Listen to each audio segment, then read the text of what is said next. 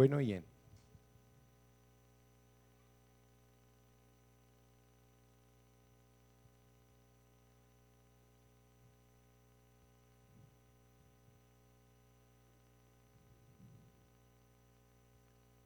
Antes de comenzar la predicación, he sentido del Señor orar por los enfermos, de modo que si hay alguien que esté con su salud afectada hoy, por favor pase adelante, vamos a orar por ustedes. Hágame el favor, mi hermano Julio.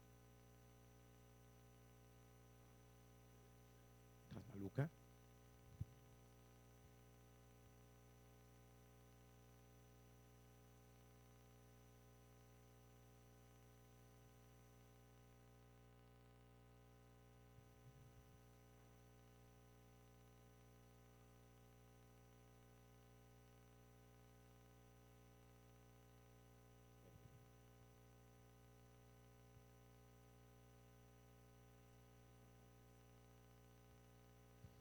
Bueno, Señor, en el nombre poderoso de Jesucristo de Nazaret, venimos a ti unánimes juntos para darte gracias por este puñado de tus hijos que están aquí adelante ahora mismo, Señor.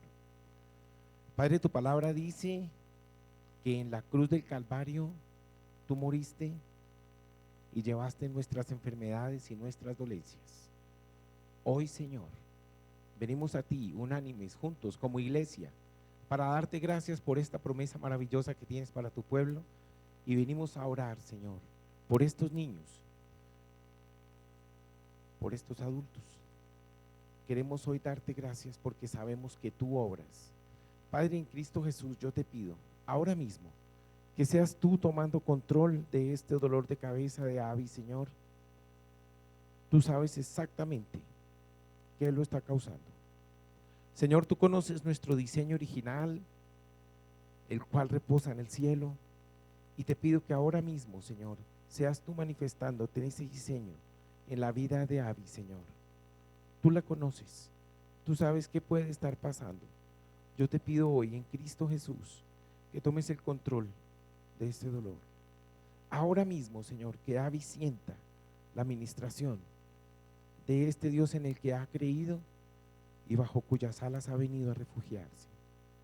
Gracias, Padre, te doy. Fluye ahora mismo, Señor. Ahora mismo, Señor. Ahora mismo, Señor.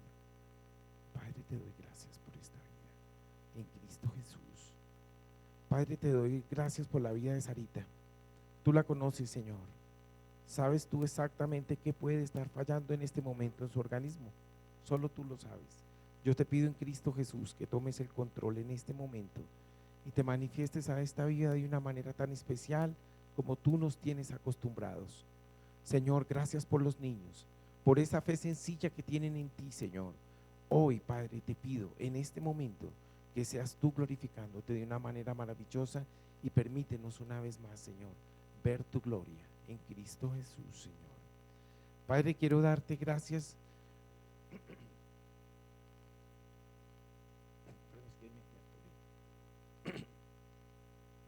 Quiero darte gracias por la vida de Gracie, Señor. Tú la conoces cuánto mejor que nosotros. Su embrión han visto tus ojos. Hoy te doy gracias. Hoy te bendigo, Señor. Tú sabes exactamente qué está fallando en su cuerpo. Espíritu Santo de Dios, toma control ahora mismo, Señor. Fluye con libertad. Ministra en este momento una sanidad especial sobre este cuerpo, Señor. Padre, tú le conoces. Tú sabes exactamente el plan que tienes para con ella, Señor. Yo te pido, Padre, hoy mismo, que ella pueda ver tu gloria, Padre Santo, con la certeza que tenemos que tú, Señor, no solamente puedes, sino que quieres bendecirnos, Señor. Padre, te quiero darte gracias por la vida de mi hermano Julio. Señor, tú lo conoces. En su vida hemos visto tu gloria una y otra vez, Señor. Hoy, ahora mismo, Señor, quiero darte gracias. Toma control de sus vías respiratorias, Señor. Despeja, Señor, en este momento. Permite que mi hermano Julio una vez más pueda ver esa obra maravillosa que tú has hecho una y otra vez en su cuerpo, Señor. Padre, te doy gracias. Toma control, Señor. Derrama un bálsamo reparador ahora mismo, Señor, y que se sienta en esta vida, Señor, ese fluir maravilloso que tú tienes para quienes han confiado en ti, Señor, en Cristo Jesús, Señor nuestro. Amén. Amén. ¿Te pasó el dolor de cabeza? Cristo Jesús, ¿dónde está la cinta? Allí, ven, amor.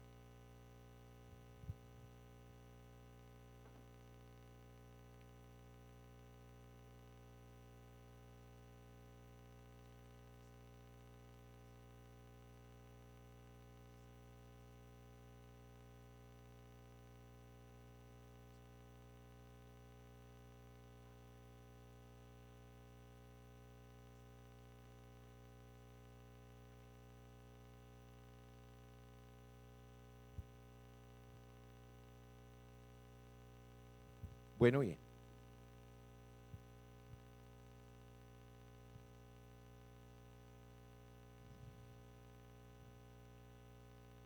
¿Alguien decidió alguna vez que nuestra vida se divide en años?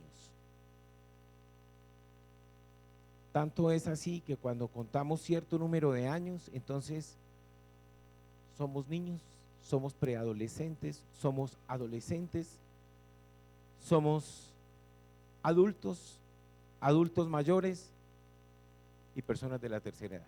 Punto. Así nos dividieron.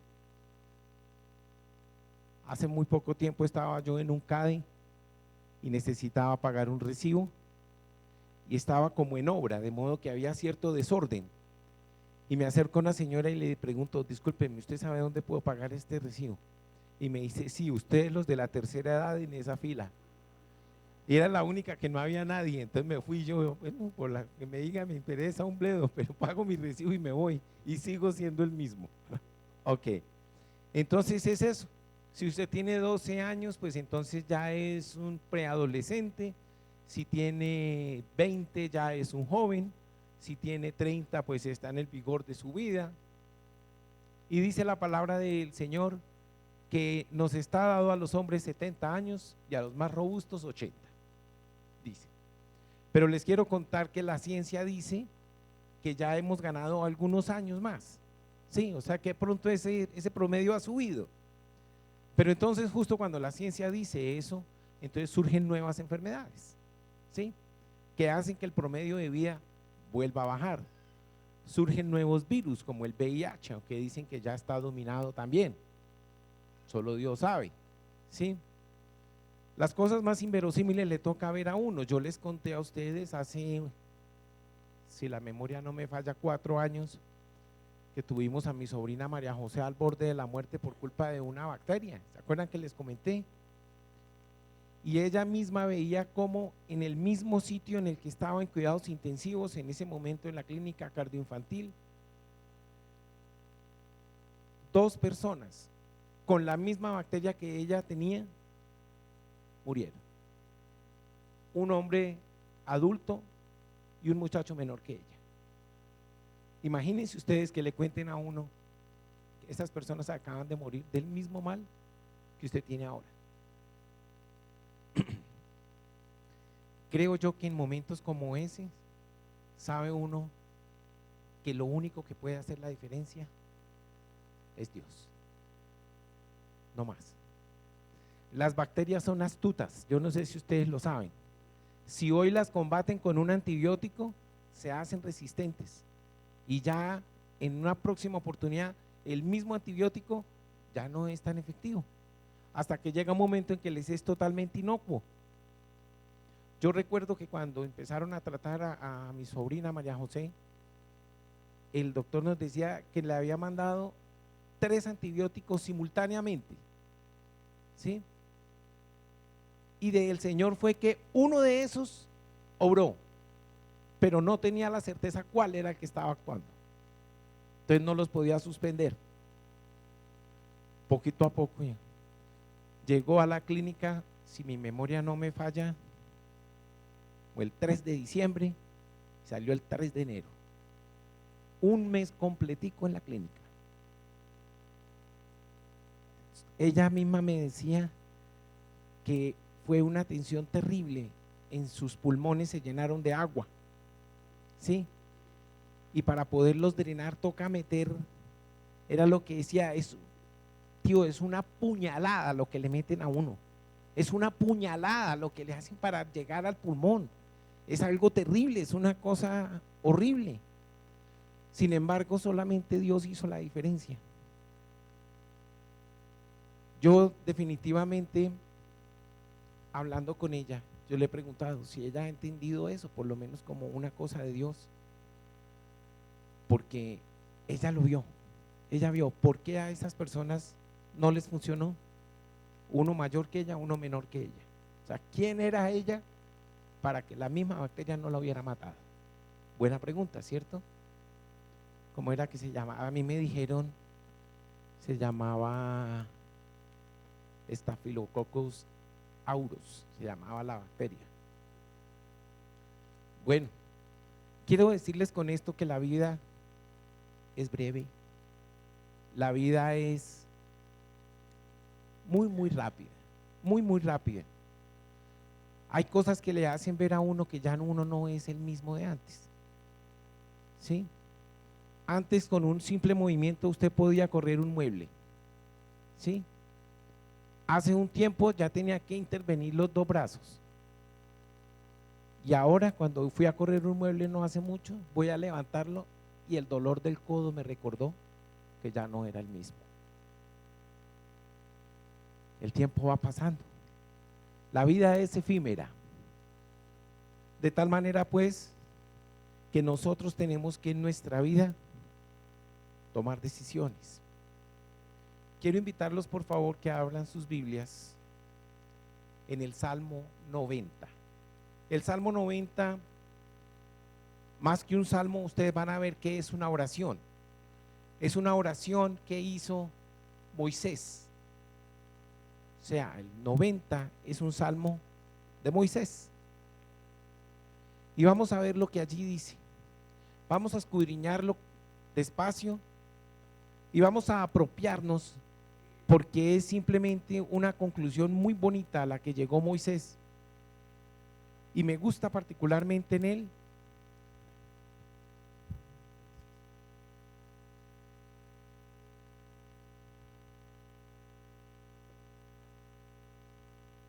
sencillamente porque Moisés fue un hombre que conoció a Dios, ¿sí? Yo les voy a pedir, mi hermano Enrique, ¿me hace el favor? ¿Puedes leer?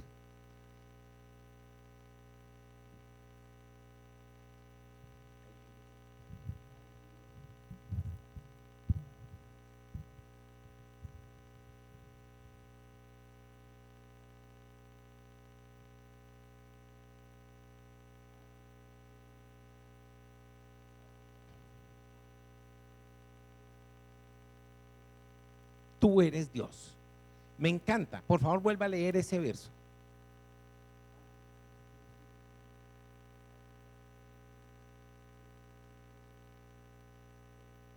Tú eres Dios. Ok, continuemos.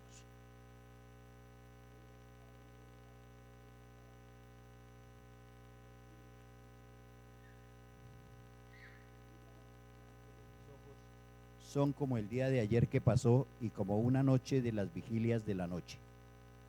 Los arrebatas como con torrente de aguas, son como sueño, como la hierba que crece en la mañana. En la mañana florece y crece, a la tarde es cortada y se seca. Porque con tu furor somos consumidos y con tu ira somos turbados.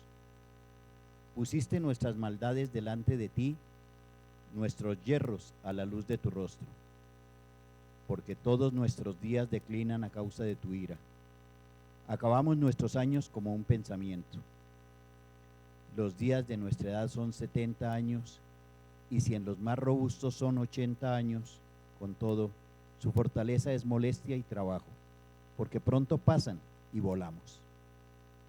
¿Quién conoce el poder de tu ira y tu indignación, según que debe ser temido? Un alto ahí, por favor. Quiero decirle, el verso que viene a continuación me parece que resume estupendamente lo que hoy quiero referir. Entonces, por favor, toda su atención a lo que sigue. Enséñanos de tal modo a contar nuestros días que traigamos al corazón sabiduría. ¿Escucharon eso? Vuélvelo a repetir, mi hermano Enrique. Enséñanos de tal modo a contar nuestros días que traigamos al corazón sabiduría. Sabiduría. Ok, continuemos. Vuélvete, oh Jehová, ¿hasta cuándo? Y aplácate para con tus siervos. De mañana sácianos de tu misericordia y cantaremos y nos alegraremos todos nuestros días. Alégranos conforme a los días que nos afligiste y los años en que vimos el mal. Aparezca en tus siervos tu obra y tu gloria sobre sus hijos. Sea la luz de Jehová nuestro Dios sobre nosotros y la obra de nuestras manos confirma sobre nosotros. Sí, la obra de nuestras manos confirma. Ok, verso 17 otra vez antes de sentarte. Sea la luz de Jehová nuestro Dios sobre nosotros y la obra de nuestras manos confirma sobre nosotros. Sí, la obra de nuestras manos confirma. Ok, muy bien, muchas gracias. De este salmo que nosotros hemos leído, podemos sacar absolutamente claro lo que yo les acabo de decir ahorita. La vida es breve. En la vida nosotros tenemos habilidades y las habilidades van pasando.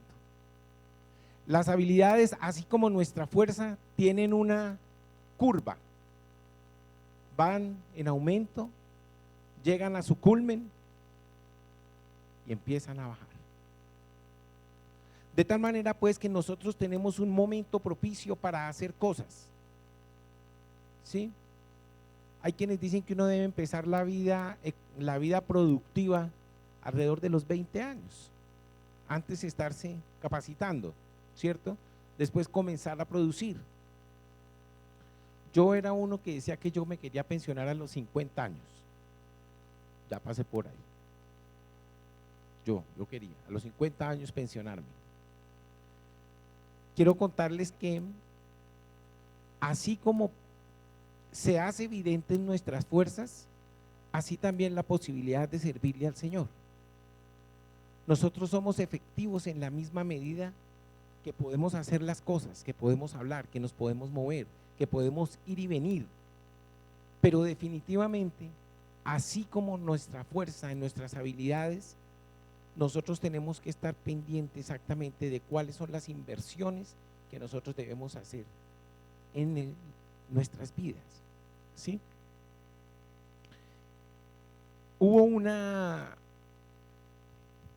un rey, cuenta la historia, que era de origen árabe, pero él conoció del Señor durante algún tiempo.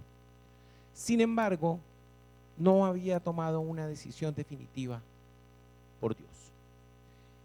Y en una oportunidad estaba muy enfermo y llamó a uno de sus criados y le entregó un objeto. Él no sabía qué era, simplemente era una correspondencia. Y lo envió con el propósito de que lo entregara a la persona más tonta que viera. Al más tonto de todos, entréguele este regalo.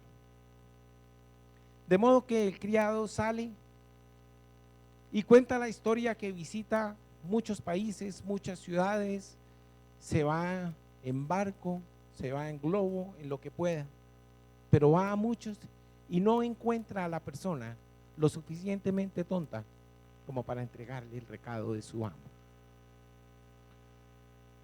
Finalmente, de recorrer el mundo, se cansa y regresa donde su amo. Han pasado aproximadamente unos 12 años desde que salió y regresa. Llega feliz nuevamente a su casa a poder visitar a su rey, su amo, pero hay algo que le embarga el corazón y es que no lo dejan entrar a la presencia del rey, porque el rey está enfermo y está aislado. Pero él tiene que darle la razón que no ha podido entregar el objeto que él le entregó, porque definitivamente las personas que ha visto no lo merecen. Es decir, no hay alguien tan tonto en el mundo como para entregarle eso. Ok. Finalmente él se da sus mañas y se acerca donde está el rey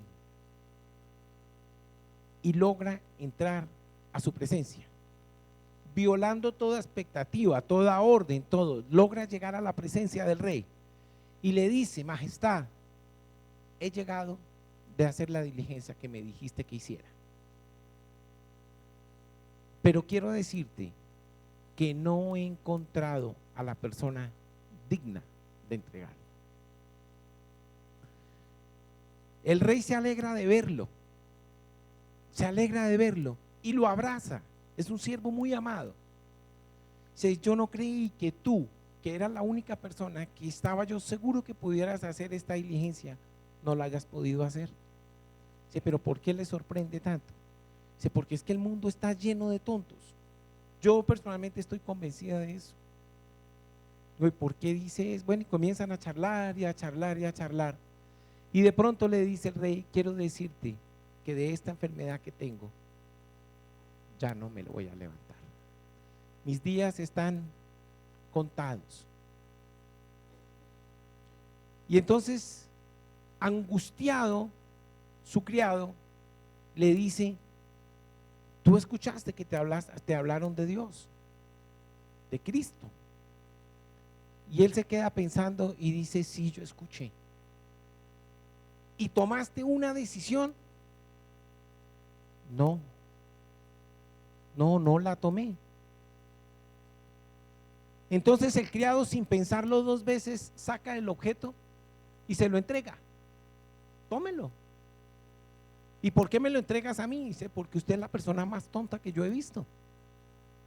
¿Cómo es posible que habiendo escuchado de la palabra de Cristo, habiéndola entendido, a hoy usted no haya tomado una decisión por él? De modo que usted se convierte con eso en la persona más tonta que yo conozco.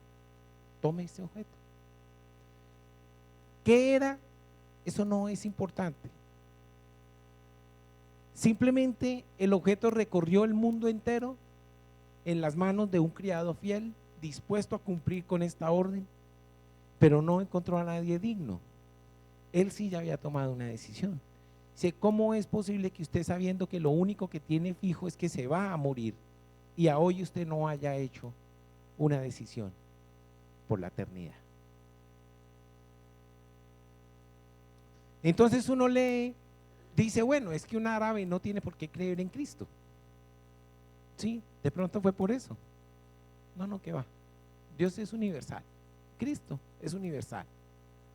¿Cuánta gente ha renunciado a sus creencias cuando conocen el verdadero evangelio de Cristo? Simplemente hay que saber cómo se presenta.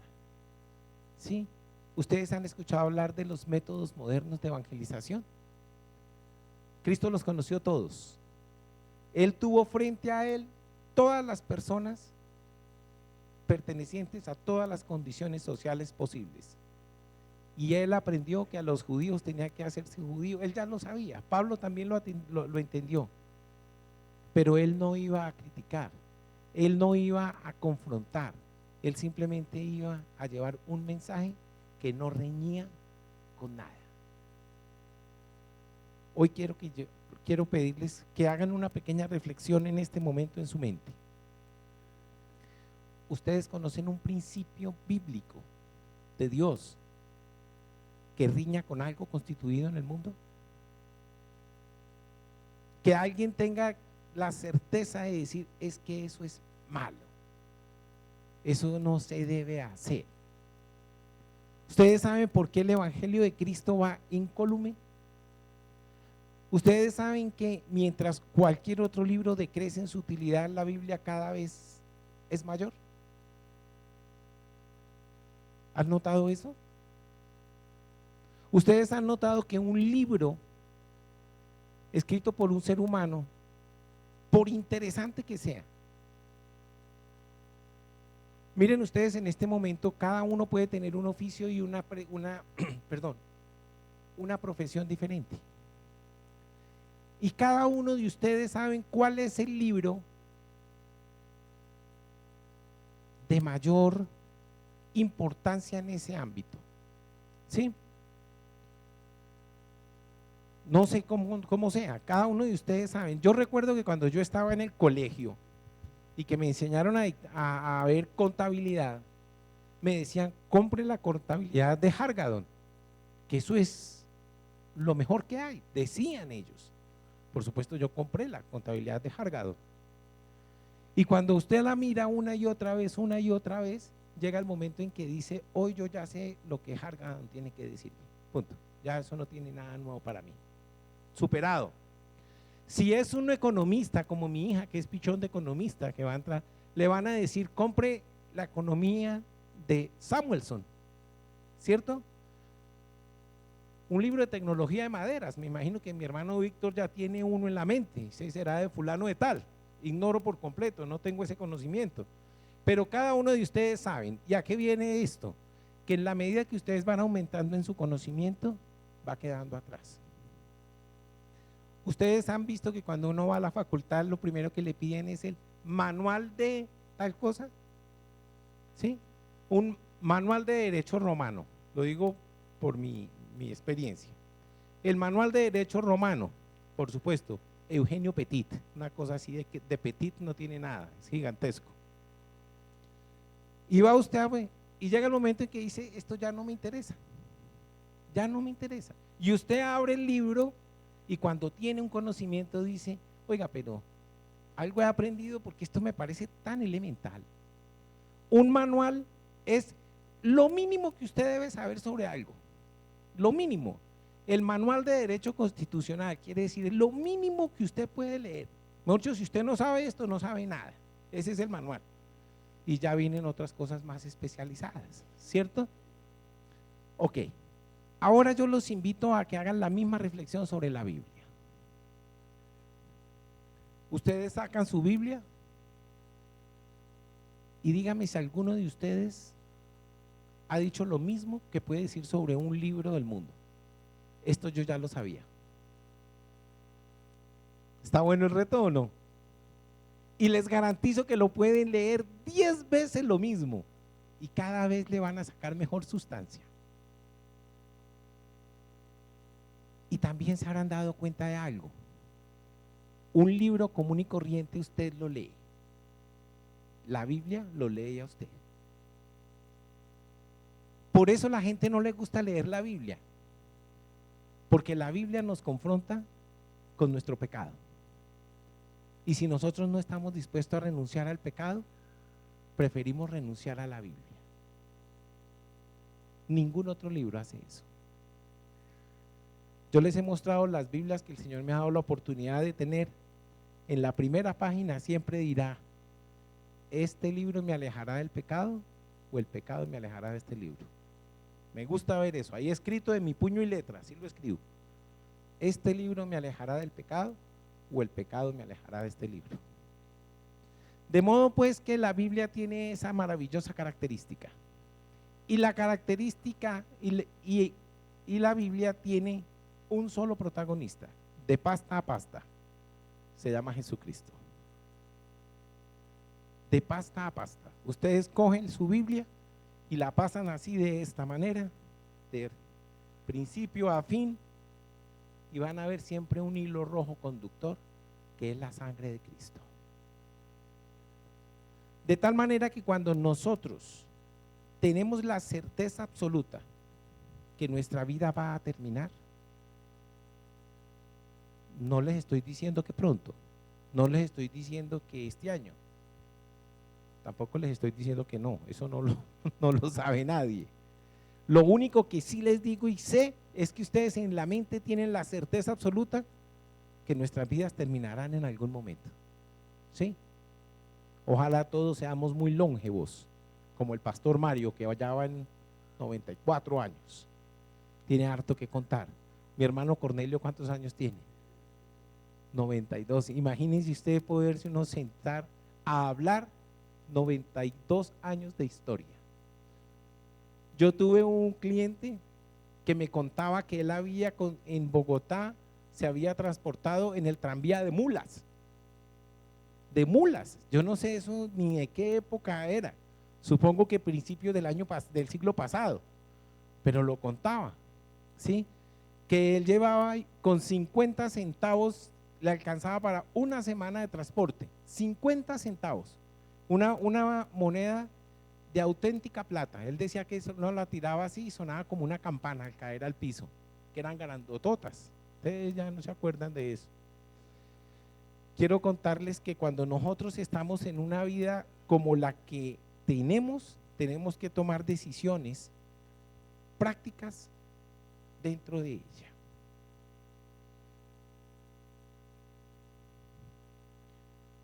¿Cuál es la importancia de la eternidad? ¿Es importante la eternidad? ¿Por qué?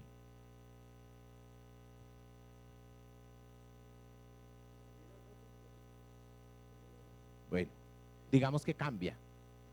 Yo me acuerdo que cuando yo estudié física me decían que la energía no solamente se modificaba, pero que no se extinguía, no cambiaba de una cosa a otra, pero que no se cambiaba. Resulta que la vida nuestra tiene varias características. Nosotros somos seres eternos, morimos y seguimos una eternidad. Lo que más le criticaba este siervo a su rey era justamente eso. Sabiendo para dónde podía usted determinar su eternidad, no tomó una decisión.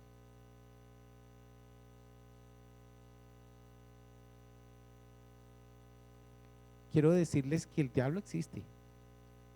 Quiero decirles que el infierno existe. Hay quienes dicen que no, que el infierno no existe. Y el diablo, como yo lo creía, era un personaje que se había inventado mi mamá para obligarme a tomar la sopa. Yo estaba convencido de eso. Ese personaje no existía. Pero la Biblia me dijo que sí existe. Y a la Biblia yo le creo.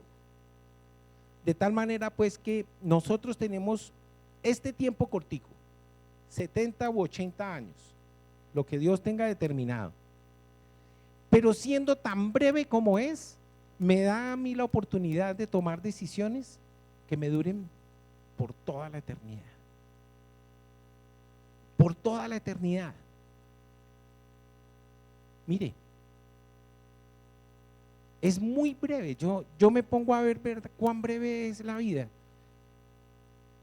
Yo tengo como unos 25 años y unos días, más o menos, unos días más, no mucho más.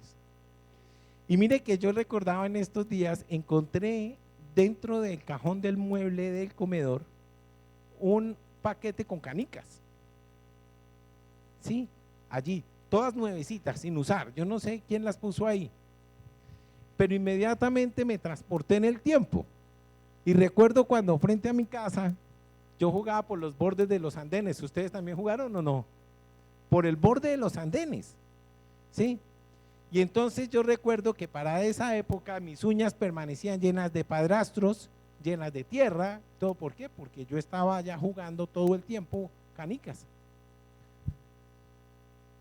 Y me provoca como ir a jugar, ¿no? Tener una retrospectiva.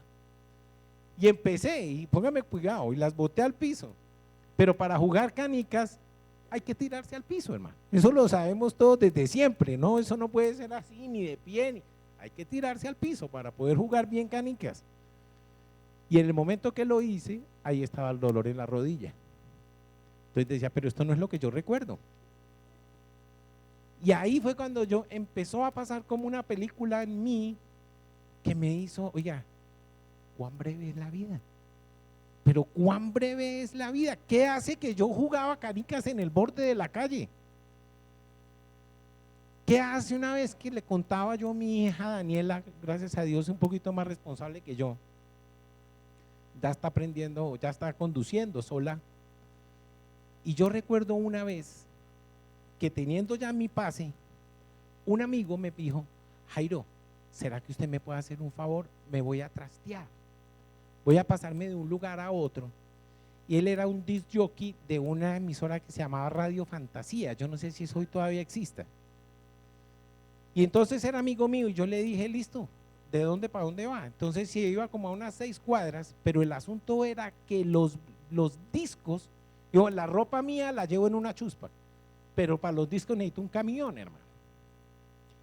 Entonces mi papá en esa época tenía una camioneta grande, entonces yo le dije, yo lo llevo, aliste los discos y yo lo llevo. Pues me robé el carro de mi papá.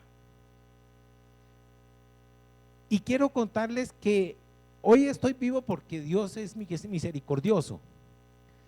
Pero resulta que mi papá, que siempre también fue un hombre muy responsable, llegaba todos los días a las 12:30 a la casa a almorzar. Mi papá era funcionario del Ministerio de Gobierno, hoy Ministerio del Interior. Llegaba, almorzaba y se volvía a la casa. Cuando yo veo el reloj, faltaban 5 minutos para que mi papá llegara. Le dijo, hermanito, apúrese, apúrese por favor, que yo tengo el carro robado. ¿Sí? Finalmente bajó sus discos, bajó sus cosas y salí yo a toda. ¿Sí? En últimas yo no estaba haciendo nada malo. Yo sé que de un regaño no habría pasado. ¿Sí? Pero yo no quería que mi papá llegara y me encontrara con el carro afuera. De modo que yo salí a lo que me dio esa camioneta. Y eso caminaba, les cuento. Y había una curva para tomar que era de algo más de 90 grados. ¿Sí? Yo vivía en lo que hoy se llama Galerías, para esa época que se llamaba barrio Sears, yo no sé si ustedes lo conocieron. Y cojo yo la curva y la camioneta grande, liviana, sacó la cola. ¿Sí? Imagínense, yo no sé yo qué velocidad iba. Cogí la curva, y derrapó el carro. Y yo por el retrovisor alcancé a ver que rozó el andén. Rozó, le hice una caricia al andén. Yo decía, 1 centímetro más y la camioneta sale rodando. Sale rodando, ¿por qué? Porque cogió de medio lado el andén. Y yo, Señor, gracias. Yo ya estaba a 2 cuadras de mi casa. Llegué, guardé el carro a toda, cerré la puerta, llegué y en ese momento llegó mi papá. ¿Sí? Y adivinen qué. Hizo algo muy tranquilo. ¿Quién sacó el carro? Bastaba con el calor, o sea, ¿quién sacó el carro? ¿Quién? La empleada del servicio no había sido. Oh, sí, se lo aseguro. Fui yo, papá. ¿Dónde estaba? No, es que fui a llevar a un amigo a llevar unos discos porque se trasteó de una casa a otra. Ah, está bien. Eso fue todo. Y yo puse mi vida en peligro por una cosa tan simple. ¿Ustedes han visto cuán tontos somos cuando tomamos decisiones? ¿Qué cree que diría el Señor cuando nosotros nos presentemos? Señor, yo sabía que tú existías, pero nunca tuve el valor de tomar una decisión. Terrible, ¿cierto? Yo le decía a un amigo alguna vez, contestatario, se decía y se dice ateo. Yo tal vez les he hablado de él. Es un hombre al que le tengo gran respeto profesional, ex magistrado de la Corte Suprema de Justicia. Él sabe que yo soy predicador del Evangelio y yo sé que él es ateo consumado. Y cuando yo voy a su oficina, entonces me dice, me hace un favor, de esta línea para acá me deja su Dios. Aquí venimos a hablar solo de derecho, ¿vale? Y yo, vale, está bien, no importa, está bien. Pero cada vez que podemos, cuando salimos de su oficina, ¿sí? Normalmente él me invita a tomar café. Entonces camino y tomamos café. Y cuando estamos tomando café, entonces ahí sí puedo hablar. ¿Por qué? Porque ya no estamos esa línea de ahí. Y ahí en la cafetería le digo, mire, si resulta, le dije un día, Si resulta que usted cree en el Señor Jesucristo y Él no existe, como usted lo dice, si Dios no existe y usted toma una decisión por Él, dígame qué pierde. ¿Pierde algo? ¿Perdió algo? ¿Ustedes qué opinan? Si yo tomo una decisión por alguien que no existe, ¿pierdo algo? ¿No? Pero si usted toma una decisión y resulta que sí existe, habrá ganado una gran cosa. Ganó su eternidad a su lado. Su eternidad.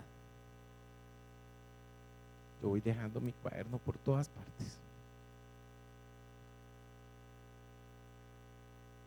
Eso es algo que nosotros tenemos que tener en cuenta en la eternidad. Miremos ahora algo acerca del mismo Dios. Del mismo Dios. Dios tiene atributos, ¿cierto? Uno de ellos, ¿cuál es? Es omnipresente. O sea, ¿qué es qué? Es eterno. Es eterno. O sea que yo estoy todo el tiempo, Él ha estado presente. Ustedes recuerdan que una de las causas por las cuales quisieron linchar al Señor Jesucristo fue que Él dijo: antes de Abraham, yo soy. ¿Ustedes creen que Cristo era un hombre instruido? Yo creo que ninguno más que Él, ¿cierto? Yo creo que Él dominaba todas las ciencias. Y yo no construiría una oración así, ¿sí? Yo no diría, por decir algo, mañana vine y hoy, algo así como mañana vine y que ayúdenme a construir una oración que tenga pasado y presente. Por ejemplo, algo que no puede ser, ¿sí? Una cosa ridícula. Sí, algo que no tiene razón de ser, no, es imposible que suceda. Yo no pude haber venido, yo no vine mañana, ¿cierto? Yo no vine mañana, eso no, yo no puedo construir. Algo así era lo que estaba diciendo el Señor Jesucristo. Antes de Abraham, yo soy. O sea, está hablando de pasado y de presente, en una misma oración. Entonces uno tiene que decir, o se equivocó terriblemente, o los equivocados fueron los que lo oyeron, ¿cierto? ¿Cómo?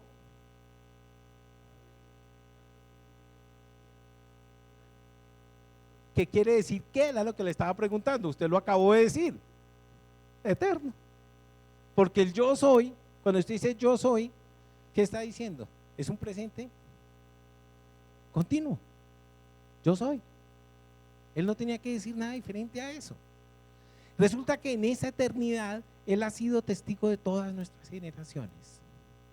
Todas generaciones. Ahora mismo acabamos de leer un salmo de Moisés. Pero quiero decirle que antes de Moisés ya se veía la misericordia del Señor. Pregúntenle a Enoc. Pregúntenle a Noé. Siempre Él ha estado atento a nosotros. ¿A quién? A quien tome la decisión por Él. Yo les he contado que yo tengo un conflicto ahí extraño con Adán. ¿Qué pasó con Adán? Adán vivió, él fue echado del paraíso, ¿cierto? Él dañó su relación con Dios. Él y Eva, los dos salieron casados, o sea, el matrimonio perduró, pero ellos en su intimidad con Dios la dañaron, la relación se dañó. Fueron echados del paraíso, echados para afuera. Dice que el séptimo desde Adán fue Enoc, dice la palabra. El séptimo desde Adán fue Enoc. Enoc, al igual que Elías, fue un personaje que no sufrió muerte. Dice la palabra que el Señor simplemente se lo llevó vivo. O sea, hay dos personajes del pasado que no sufrieron muerte, Elías y Enoc. Ok, yo me hago una pregunta porque dice que Enoc fue llevado y raptado porque él caminó con Dios. Si ustedes hacen cuentas, cuando nació Enoc, Adán no había muerto. Adán todavía no había muerto. Y a uno le gustaría saber, bueno, ¿sería que ellos pudieron charlar? ¿Sería que ellos dos se conocieron? ¿Sería que Enoc y Adán tuvieron oportunidad de charlar? ¿Sería que Enoc le pudo decir, oiga Adán, ¿cómo es eso de poder conversar con Dios? ¿Cómo es esa relación que usted tuvo con Dios? Cuénteme. ¿Y cómo aprendió y quién le enseñó a tener una relación más estrecha que la que tuvo después el mismo Adán? Porque mire que de Adán no dice que el Señor se lo llevó vivo. Adán en alguna parte cogió y se murió. Pero mire ustedes que Enoc no. ¿Quién le enseñó a Enoc a tener una relación con Dios mejor que la que pudo haber tenido Adán después de salir del paraíso? ¿Sí se imaginan ustedes eso? ¿Quién podía saber mejor que Adán eso? ¿Quién podía saber mejor que Adán la clase de ser que era Dios? Entonces uno dice, hombre, sí salió, pero él sabiendo quién era Dios, caminó con él, ¿cierto? Después lo buscó, se arrepintió. No dice nada de eso la Biblia. No dice nada. Y resulta que después viene otro personaje, 7 generaciones después de Adán, y conoce a Dios de tal manera que merece que Dios se lo lleve vivo. ¿Por qué esa situación? ¿Por qué esa relación? Yo creo que tiene que ver con el verso que nosotros subrayamos en la lectura, que era el verso 12. Mi hermano Enrique, ¿me hace el favor? Verso 12 del Salmo 90. Enséñanos de tal modo a contar nuestros días que traigamos al corazón sabiduría. Oigan bien, ¿dónde está la sabiduría? ¿Cuál es el principio de la sabiduría? El temor de Dios. No el temor a Dios, el temor de Dios. Y mire lo que dice ahí. Yo le pido al Señor que traiga sabiduría a mi corazón. Yo creo que no quiso eso. ¿Cuándo, dónde lo conoció? Lástima que la Biblia no nos hable tanto. En la única parte que vuelve a hablar de Enoc, si estoy en un error, por favor, corríjanme, es en la carta de Judas, en el Nuevo Testamento, en el que habla y cita unas escrituras de Enoc que yo sinceramente no sé dónde están, yo no las he visto, pero si ustedes leen la carta de Judas, que es el último libro antes de Apocalipsis, van a ver que ahí mencionan a Enoc. Y dice que Enoc escribió algo que dice ahí, pero yo no sé dónde ni cuándo, porque no lo he visto. Entonces, miren ustedes la promesa que el Dios eterno tiene sobre los hombres temporales. Los hombres temporales. Desde el principio, él ha estado en un solo negocio, perdónenme el término negocio, pero pongámoslo en la perspectiva que lo quiero decir, y es buscar gloria para él. Buscar gloria para él. ¿Ustedes se imaginan cuando Enoc hable de Dios lo que tenga que decir? Elías, ¿qué tendrá para decir del Señor? Daniel. Yo les hago la pregunta, si ustedes tuvieran aquí a Daniel en este momento, ¿qué le preguntarían? A José, hombres de los que la Biblia no dice nada malo, todo lo que dicen de ellos es absolutamente perfecto, fueron unos varones de Dios. Ahora dice uno, ¿será que nunca cometieron errores? Lo dudo, que el error es propio de los humanos. ¿Han visto ustedes por un momento la vida de David? ¿Sí? David fue mugre. Él al final tomó una decisión de su debilidad por las mujeres, pero llegó un momento en que dijo no más mujeres y las dejó y cerró la puerta y no más. Muy bien, lo hizo. Pero yo quiero saber por qué David, siendo como fue,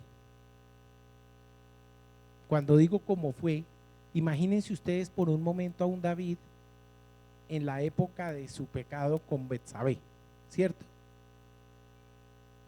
Caído de rodillas, como lo ven ustedes en los Salmos, Salmo 51, pidiendo un genuino perdón, habiendo entendido que con su pecado ofendió a Dios de una manera tan horrorosa, y cae de rodillas a pedir perdón. Si usted se pone a ver en ese momento, hasta ese momento la vida de David fue una vida rarísima. Fue una vida rara. Él era un medio delincuente, hermano. Él se metió con unos valientes y cometían fechorías por ahí. Un día les dio la diversión, fue meterse al templo a comerse los panes de la proposición, porque él tenía hambre. Ustedes se pueden imaginar eso. ¿Por qué hizo eso? Porque el Señor se lo permitió. Y entraba cuando quería a la presencia del Shekinah del Señor. ¿Sí lo han visto o no? ¿No han visto la historia? ¿Ustedes recuerdan cuando trajo el arca de Obed-edom, de donde Obed-edom? ¿Por qué la trajo?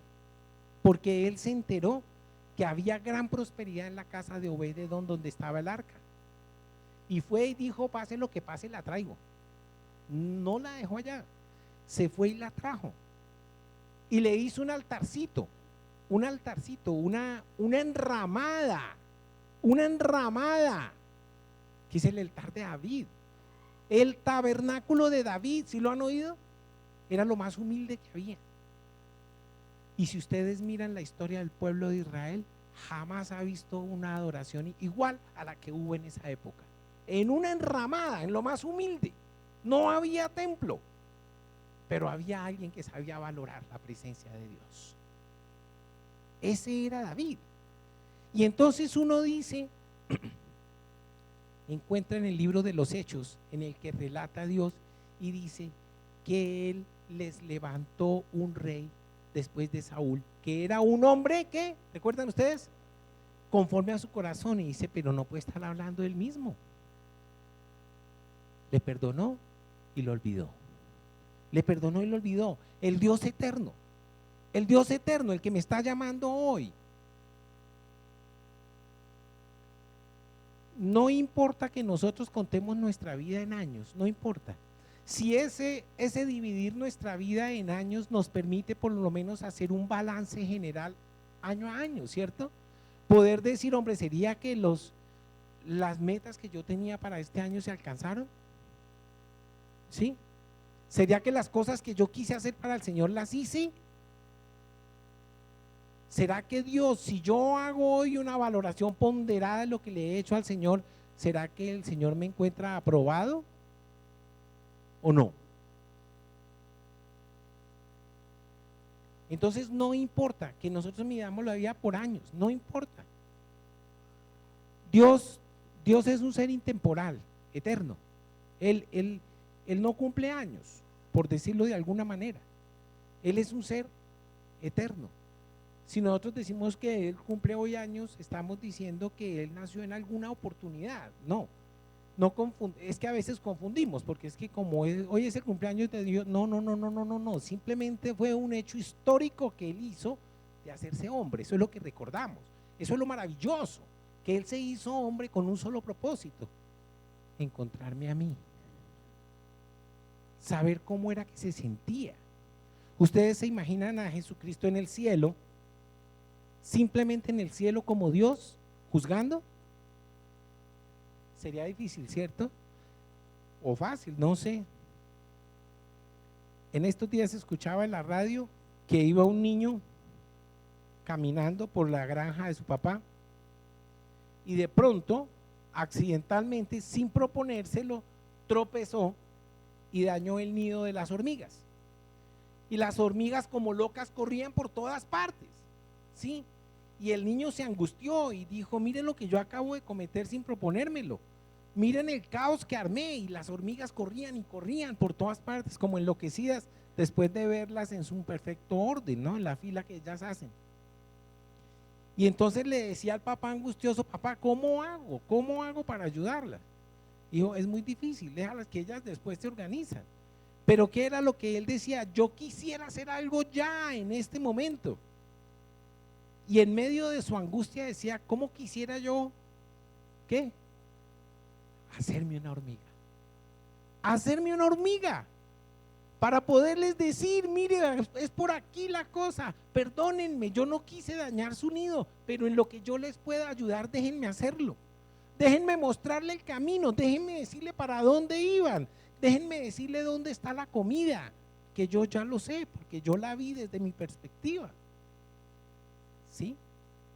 Eso es lo que nosotros celebramos.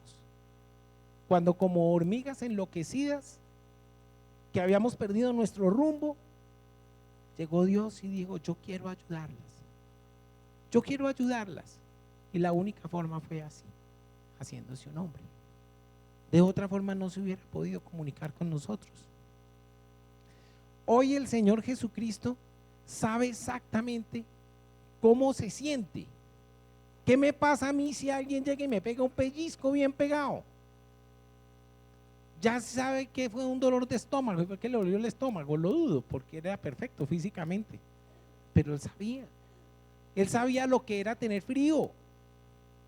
Él sabía lo que le cuesta al hombre el día a día. Fue por eso. Para poder estar con nosotros, para poder estrechar nuestra mano. Para eso fue que él se hizo. Eso es lo que celebramos en la Navidad. Este advenimiento como hombre. Pero Dios como Dios es eterno. Es eterno.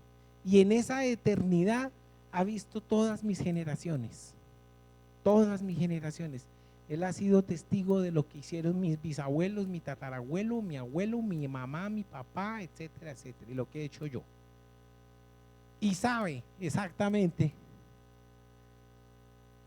lo que Él tiene para mí y lo que yo voy a hacer.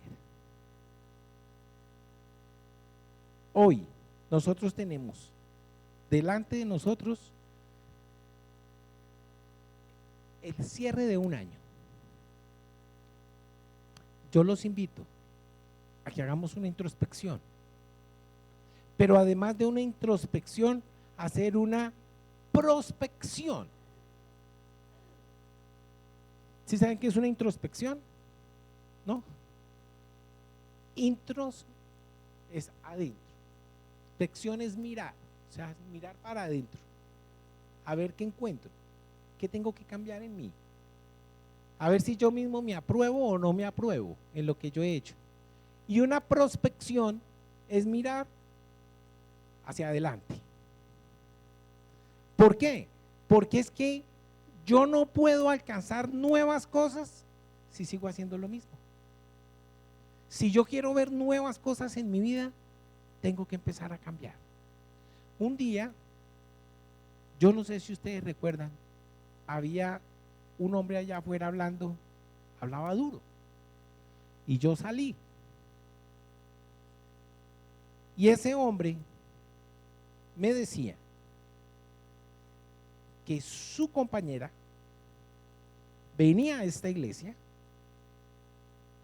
y que tenía que reclamar que ella no cambiaba, que era la misma siempre, que era la misma siempre. Y resulta que mientras me hablaba, me tocaba hacerme de un lado porque tenía, como diría el himno nacional, un varonil aliento. ¿Ustedes saben cuál es ese? El varonil aliento. Lo llaman tufo también. Alicorado.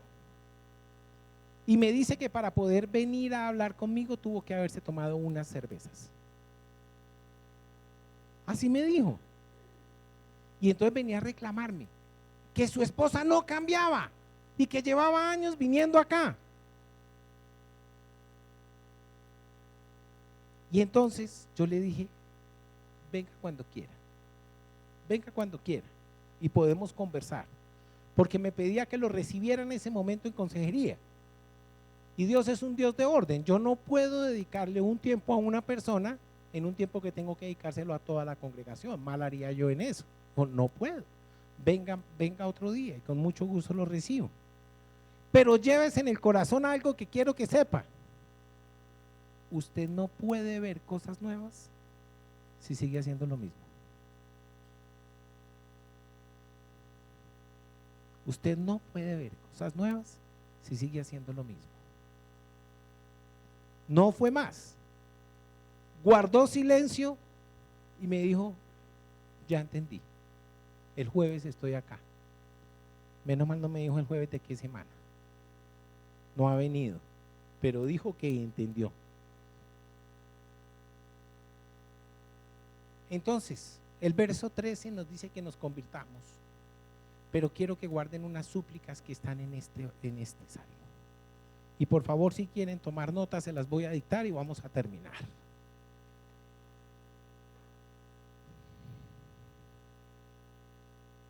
Verso 14, vuélvete a Jehová. Eso es una súplica que hoy nos hace el Señor a nosotros. En el verso 16 encontramos otra súplica que yo quiero que en la vida nuestra esté. Que su obra sea manifiesta en mí. Que la obra del Espíritu Santo sea evidente en mi vida. En mi vida. Yo encontré 5. Si ustedes encuentran más, atesórenlas por favor. Que seamos librados de equivocaciones. Y la única forma de ser librado de equivocaciones es que no tomemos decisiones sin consultárselas a Dios antes. 3. La cuarta, que ordene en nuestras vidas todo lo que esté torcido. Y eso el Señor solo lo hace cuando nosotros se lo pidamos. Y el 5, o sea, el anterior es que cambie en nosotros lo que está mal. Y el 5, que apoye en nosotros lo que estamos haciendo bien. Están esas 5. Les repito, yo estoy seguro que si ustedes escudriñan más, encontrarán más. Yo encontré esas 5, las cuales hoy quiero poner ante ustedes. Una súplica. Vuélvete a Jehová. Hoy, verso 14. Que su obra sea manifiesta en nosotros. Que nosotros seamos librados de equivocaciones. Que Dios ordene lo que esté mal en nosotros y que Él prospere todo aquello que estamos haciendo bien. Ese es mi deseo para el nuevo año para ustedes. ¿Tomaron nota? ¿La repetimos? ¿O ya las encuentran fácil? Bueno, Señor. Iglesia, nos ponemos en pie, por favor.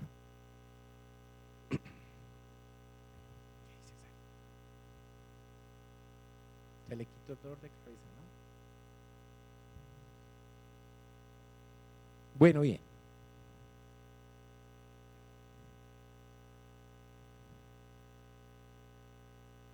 Cinco súplicas para el año nuevo. A partir del verso del Salmo 90. ¿Quién escribió el Salmo 90? Moisés. Moisés. Muy bien. Señor, te doy gracias por tu palabra. Hoy, Señor, levantamos una oración, una plegaria, para que estas súplicas que hemos encontrado, Señor, se hagan evidentes en nuestras vidas. Permítenos que cada día, Señor, en este año y en el próximo, podamos buscar la presencia tuya en nuestras vidas, Señor. Que te invitemos antes de tomar decisiones.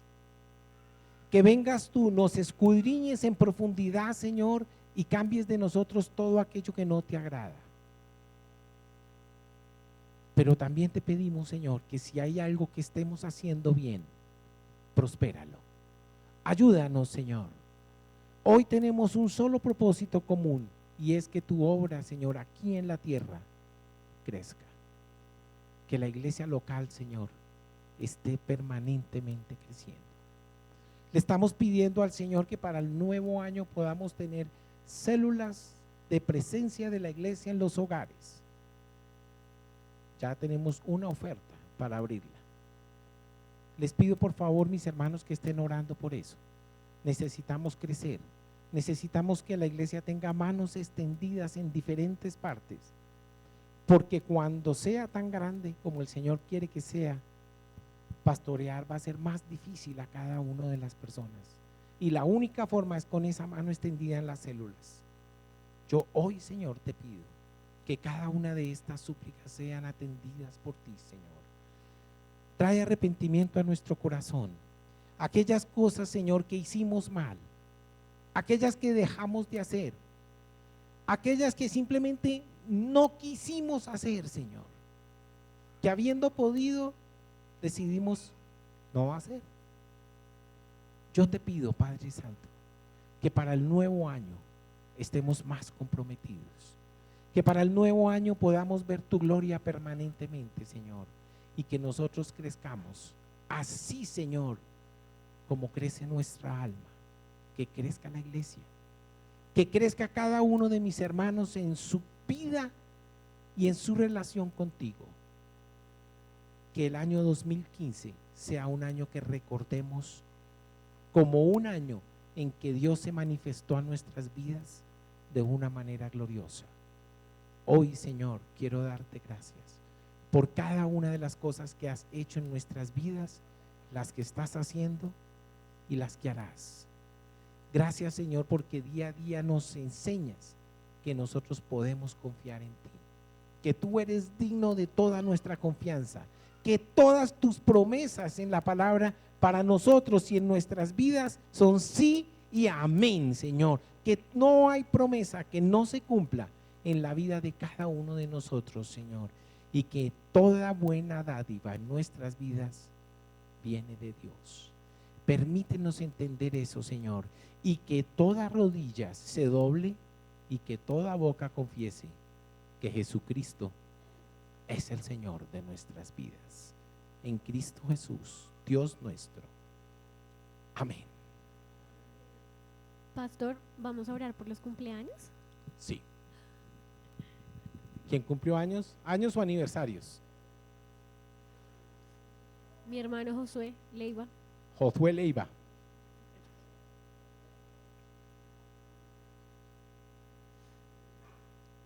William también cumplió en estos días, ¿no? William. ¿Ayer? Ujú. Sí, ayer.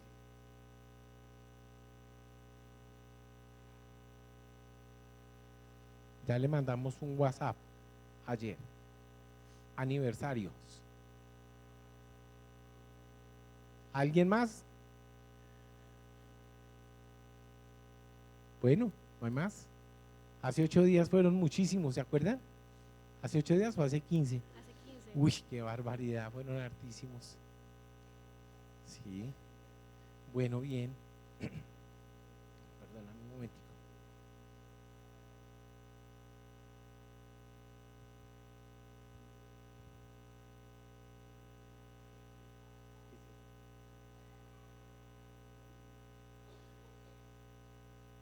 Bueno, si a alguien esta semana le dijeron que lo siga cumpliendo, vuelva a pasar, con confianza, no se preocupe.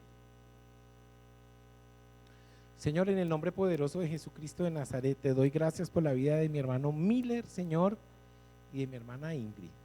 Señor, yo los bendigo hoy como personas, individualmente, y los bendigo como parejas, Padre. Padre, yo te doy gracias porque en sus vidas yo he visto tu gloria una y otra vez, Señor, por su compromiso de corazón, Señor. Yo te doy gracias por la obra que has hecho en él, porque los hemos visto crecer, Señor, de una manera maravillosa. Gracias por su compromiso, gracias por ese amor que has puesto en estos corazones por tu obra, Señor. Yo los bendigo hoy. Hoy unánimes juntos como iglesia, Señor, les bendecimos y te damos gracias por sus vidas, Señor. Padre, bendice sus vidas y bendice la obra de sus manos, Señor, y que ellos puedan diariamente ver tu gloria en ellas, Señor. Señor, te doy gracias por la vida de Josué. En el nombre poderoso de Jesucristo de Nazaret, Señor, ponemos la vida de Josué en tu presencia. Te pido que seas tú ministrándole de una manera especial, Señor. Permite que este varón sienta, Señor, esa ministración, esa compañía, ese llamado permanente, Señor, a buscarte, Señor, y a tener una vida de santidad. Esa que tú reclamas, Señor, para poder ver tu rostro. Gracias por el ministerio naciente de Josué. Gracias por su compromiso, Señor. Y gracias por el amor demostrado para esta obra, Señor. en Cristo Jesús, Dios nuestro. Padre, te doy gracias por la vida de mi hermana Glendy, Señor. Hoy la bendigo en manera especial. Te pido sobre su vida una manifestación especial, Señor, y que ella pueda saber que hay un Dios maravilloso que está con ella, que la acompaña, que día a día le muestra el camino, que la está esperando con los brazos abiertos, Señor, y que definitivamente hace más llevadero y más blanda todas y cada una de nuestras responsabilidades. Señor, en el nombre poderoso de